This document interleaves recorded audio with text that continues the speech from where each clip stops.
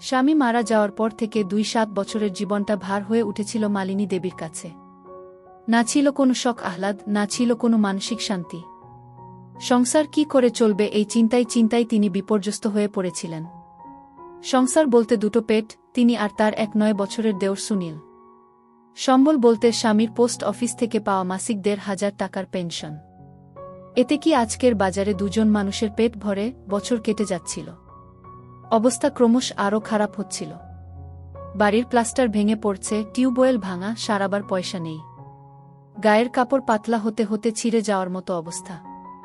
একদিন খেতে খেতে মালিনী তার দেওরকে বললেন, এভাবে আর সংসার চলছে না, তুই এবার একটা চাকরি খুঁজে দেখ। সুনীল উত্তর দিল, চাকরি কি গাছে ফলে যে চাইলেই পেয়ে যাব? তবুও দিদি তাকে বোঝালেন, চেষ্টা তো করতে হবে। ঘরের ছেলেরা যদি কিছু না আনে তবে সংসার চলবে কিভাবে? আলোচনার এক পর্যায়ে পুরনো দুঃখের কথা উঠল। সুনীল হঠাৎ শুনে অবাক হল। যে দাদাকে সবাই সম্মান করত, তার জীবনেও ছিল অন্ধকার একদিক। মালিনী চোখে জল নিয়ে বললেন, তোর দাদা বাইরের খারাপ সঙ্গের দিকে টান পেত। এ কারণেই সংসারে অশান্তি হতো। স্বামী মারা যাওয়ার পর মালিনী দেবীর সংসার যেন আগুনের কুণ্ডলী হয়ে উঠল। দিনে দিনে দুঃখ আর অভাব ঘিরে ধরল তাকে। সংসারে মানুষ বলতে সে আর তার ছোট দেওর সুনীল। বয়সে মাত্র ১৯। দিদিকে ভরসা করেই দিন কাটত তার। কিন্তু ভরসার পাশাপাশি সংসারের দায়ও তো আছে। পেনশনের ১,৫০০ টাকায় মাসের খরচ চলে না। চাল, ডাল, তেল, লবণ, ওষুধ, জামাকাপড় সব কিছুর দাম আকাশছোঁয়া। একদিন ভাতের থালা সামনে রেখে মালিনী বলে উঠল, এভাবে আর সংসার চলছে না, তুই যদি কিছু না করিস তবে এই সংসার ভেসে যাবে। সুনীল কিছুক্ষণ চুপ থেকে উত্তর দিল, চাকরি কি গাছে ফলে যে ইচ্ছে করলেই পেয়ে যাব? তবে চেষ্টা করব দিদি। কথার ভেতরেও তার চোখে মুখে ছিল অদ্ভুত দ্বিধা। মালিনী তখনও বিশ্বাস করতে পারছিল না এই ছেলে আদৌ পারবে কিনা। কিন্তু সময় তো থেমে থাকে না। কয়েকদিন পর থেকেই সুনীল কাজের খোঁজে নামল চারদিকে। কখনো বাজারে গিয়ে লোকেদের জিজ্ঞেস করে ছোটখাটো কাজ আছে কিনা, কখনো আবার স্কুলের সামনে দাঁড়িয়ে টিউশনের খোঁজ করে। তবু তেমন কিছু হচ্ছে না। এদিকে ঘরে অভাব চেপে বসছে আরও। এক রাতে অন্ধকার ঘরে খেতে বসে মালিনী আবার পুরনো দিনের কথা টেনে আনল। সুনীল অবাক হয়ে শুনল তার দাদা নাকি নেশায় আসক্ত ছিল। বাইরের খারাপ সঙ্গেই সংসার ভাঙত, অশান্তি হতো। এতদিন যে মানুষটাকে সে দেবতার মতো মানত, আজ হঠাৎ যেন ভেঙে পড়ল সেই বিশ্বাস। মালিনী কান্না চেপে বলল, ওই সব আড্ডা আর নেশায় ওকে শেষ করে দিল। হঠাৎ হার্ট অ্যাটাক হয়ে গেল, সব শেষ। আমি পড়ে রইলাম একা। সুনীল সেই রাতেই প্রতিজ্ঞা করল সে আর বসে থাকবে না। যতই কষ্ট হোক কিছু একটা করবেই। পরদিন সকালেই সে বেরোল এক অচেনা পথের দিকে। কাজের খোঁজে হাঁটতে হাঁটতে হঠাৎ একটা দোকানে চোখ পড়ল। ছোটখাটো একটা হার্ডওয়্যার দোকান। দোকানদার লোকটিকে দেখে জিজ্ঞেস করল, কাজ খুঁজছ? সুনীল মাথা নেড়ে হ্যাঁ বলতেই লোকটা বলল, দোকান গুছিয়ে বসিয়ে দেওয়ার জন্য একটা লোক লাগবে। টাকা কম, তবে প্রতিদিন খাওয়া দাওয়া জুটবে। সুনীল এক মুহূর্ত দেরি না করে রাজি হয়ে গেল। সেই দোকানেই শুরু হলো তার নতুন জীবন। দিদিকে খবর দিয়ে সে খুশিতে ভরে উঠল। মালিনীর চোখে তখন আশার আলো। তবে তার মনে ভয়ও কাজ করছিল, বাইরের দুনিয়া যেমন কঠিন তেমনি প্রলোভনে ভরা। সুনীল সেই প্রলোভনে টিকতে পারবে তো? দিন কেটে যেতে লাগল। কাজ শিখতে শিখতে সুনীল দোকানদারের বিশ্বাসও পেতে শুরু করল। কিন্তু এরই মাঝে একদিন হঠাৎ বাড়ি ফেরার পথে তাকে ঘিরে ধরল কিছু ছাচরা ছেলে। তারা বলল, আয় আমাদের সঙ্গে চল। এখানে এভাবে খাটনিতে কিছু হবে না। আসল টাকা কামাতে হলে আমাদের দলে যা। সিগারেট আর নেশার প্যাকেট বের করে এগিয়ে দিল তার দিকে। মুহূর্তে দাদার কথা মনে পড়ল সুনীলের। চোখে ভেসে উঠল দিদির কষ্টভরা মুখ। সে ঠান্ডা গলায় বলল, তোমাদের পথে আমি যাব না। আর দ্রুত বাড়ির দিকে পা বাড়াল। কিন্তু ছেলেগুলো হাসতে হাসতে বলল, বেশিদিন এভাবে টিকতে পারবি না রে। এই কথাগুলো তার মাথায় ঘুরপাক খেতে লাগল। বাড়ি ফিরে দিদির মুখ দেখে সে আবার দ্বিধা হল। সে জানত সামনে আরও অনেক লড়াই আছে। সংসার টেনে তুলতে হলে তাকে কেবল পরিশ্রমী নয়, রক্তের ঘামে দাঁড়িয়ে থাকতে হবে অটল হয়ে। কয়েকদিনের মধ্যে সুনীল দোকানদারের বিশ্বাস জিততে শুরু করল। সকাল থেকে রাত পর্যন্ত খেটে ক্লান্ত হলেও মনে শান্তি ছিল, কারণ দিদির মুখে প্রথমবারের মতো একটু হাসি ফুটেছে। কিন্তু সুখ বেশিদিন টিকল না।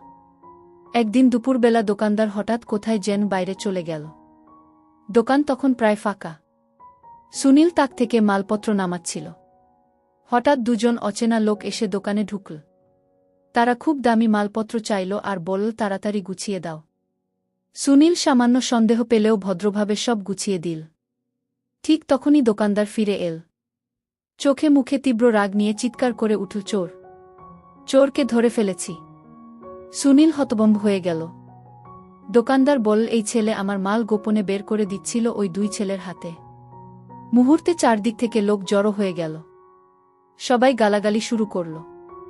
কেউ বলল, এতদিন ভদ্র সাজছিল, আসলে চোর। কেউ আবার বলল, দিদি, দেওরের সংসার তো ভাঙা, এখন বুঝি টাকার লোভে এ কাজ করছে। সুনীল প্রাণপণে বোঝাতে লাগল, আমি নির্দোষ।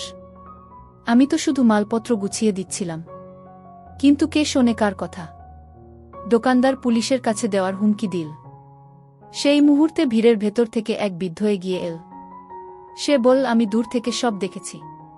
ছেলেটা কাউকে কিছু দেয়নি, বরং ওই দুজন লোক সন্দেহজনকভাবে পালিয়ে গেছে। কথাটা শুনে সবাই থমকে গেল। দোকানদারের মুখ রং বদলাতে লাগল। সুনীলের বুক ধরফর করতে লাগল। এত বড় অপমান সে জীবনে ভাবেনি। চোখে ভেসে উঠল দিদির মুখ। যদি দিদি এ খবর শোনে তাহলে কি হবে? অপবাদ কতটা ভয়ঙ্কর হতে পারে সে যেন প্রথমবার টের পেল।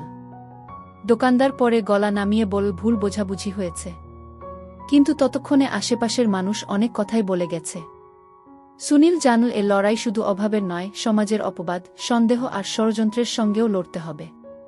সেই রাতেই দিদিকে কিছু না বলে চুপচাপ বসেছিল বারান্দায়। চোখের কোণে জমে থাকা অশ্রু আর বুকের ভিতর জমে থাকা প্রতিজ্ঞা একসাথে ঝড় তুলছিল। সে জানত রাস্তাটা ভয়ঙ্কর দীর্ঘ, কিন্তু তবুও লড়াই থামানো যাবে না।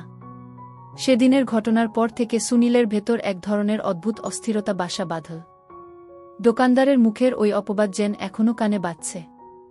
দিদিকে সে কিছু বলেনি, কিন্তু মালিনী বুঝে ফেলেছিল ওর ভেতরে অশান্তি। রাতে খেতে বসে হঠাৎ বলল, কিছু হয়েছে সুনীল? তোর চোখে কেন এত দুঃখ? সুনীল মাথা নেড়ে বলল, না দিদি, কিছু হয়নি। কিন্তু চোখের জল গড়িয়ে পড়ল ভাতের প্লেটে। মালিনী আর জোরাজুরি করল না। সে জানত সংসারের বোঝা যেমন ভারী তেমনি ছেলেটার কাঁধে এখন পুরুষের দায়িত্ব। দিনগুলো আস্তে আস্তে কেটে যাচ্ছিল। দোকানে কাজ চালাচ্ছিল সুনীল, কিন্তু তার প্রতি দোকানদারের ব্যবহার পাল্টে গিয়েছিল। প্রতিটি কাজে সন্দেহ, প্রতিটি কথায় তাচ্ছিল্য। একদিন হঠাৎ দুপুরে দোকানদার তাকে বলল, শোন সুনীল, আজ থেকে আর তোর দরকার নেই। যা অন্য কোথাও গিয়ে কাজ খুঁজ। সুনীল স্তব্ধ হয়ে গেল। কোনো ভুল প্রমাণ ছাড়াই কেবল সন্দেহের জেরে সে আবার বেকার হয়ে পড়ল। পকেটে এক পয়সা নেই, বাড়ি ফেরার পথে চোখে অন্ধকার নেমে এলো।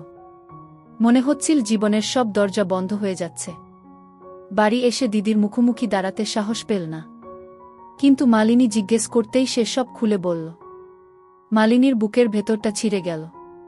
এত কষ্টের মধ্যেও এই ছেলেটা হাল ছাড়েনি, অথচ মানুষ তার পিঠে কাদা ছুড়ল।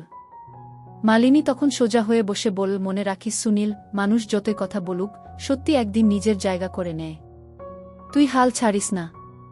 কথাগুলো যেন সুনীলের হৃদয়ে আগুন জ্বালিয়ে দিল। পরদিন সকালেই সে আবার বেরোল নতুন কাজ খুঁজতে। বাজারে ঘুরে ঘুরে অনেক চেষ্টা করেও কিছু মিলল না। ঠিক তখনই একটা গ্যারেজে তার চোখ আটকাল। ভেতরে কয়েকজন ছেলে গাড়ি সারাচ্ছে। সে গিয়ে বলল, কাজ আছে কি? মালিক একবার তাকিয়ে বলল, কাজ আছে, কিন্তু তুই পারবি তো?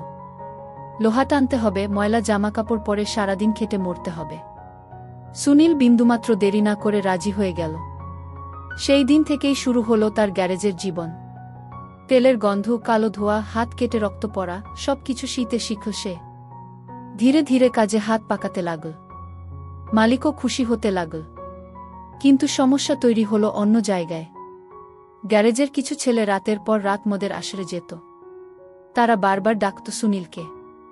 বলতো, আয় না ভাই, তুই তো তরুণ, মজা কর। মেয়েশরাব ছাড়া কি আর জীবন? প্রথমে সুনীল এড়িয়ে যেত, কিন্তু এক রাতে তারা জোর করে টেনে নিয়ে গেল। অন্ধকার ঘরে ঢুকেই সুনীল স্তব্ধ হয়ে গেল। টেবিলে মদের বোতল, ধোঁয়ায় ভরা পরিবেশ আর অচেনা কিছু মেয়ের হাসাহাসি। সে ভয়ে বেরিয়ে আসতে চাইলে একজন তার কাঁধে হাত রেখে বলল, ভয় পাচ্ছিস কেন? এভাবেই তো মানুষ বড় হয়। সুনীলের মাথার ভেতর দাদার মুখ ভেসে উঠল। দাদার মতো যদি সেও এই পথে পা বাড়ায় তবে সংসার শেষ হয়ে যাবে। হঠাৎ সে জোরে ধাক্কা মেরে বাইরে বেরিয়ে এলো। গ্যারেজের ছেলেরা পিছন থেকে চিৎকার করে গালাগালি করল। কিন্তু সে আর পিছন ফিরে তাকাল না। দৌড়াতে দৌড়াতে বাড়ি ফিরে এলো। বারান্দায় বসে হাঁপাতে হাঁপাতে মনে মনে বলল, না, আমি দাদার মতো হব না। আমি আমার দিদিকে কষ্ট দেব না। কিন্তু জানত না এই প্রতিজ্ঞার পরই আসছে সবচেয়ে বড় ঝড়। পরের সপ্তাহে হঠাৎ এক রাতে গ্যারেজে আগুন লেগে গেল। আগুনে দোকানের অনেক মালপত্র পুড়ে ছাই হয়ে গেল। আর আশ্চর্যজনকভাবে লোকেরা সন্দেহের আঙুল তুলল সুনীলের দিকে। কারণ সেদিন রাতেই সে কাজে ছিল না। কেউ বল, নিশ্চয়ই প্রতিশোধ নিতে সে আগুন ধরিয়েছে। মালিক ক্ষিপ্ত হয়ে পুলিশে খবর দিল। পুলিশ এসে সরাসরি ধরে নিয়ে গেল তাকে। হাতকড়া পরার মুহূর্তে সুনীলের চোখে শুধু একটাই ছবি ভেসে উঠল, দিদির কাঁপা মুখ। এ কি তবে তার লড়াইয়ের শেষ?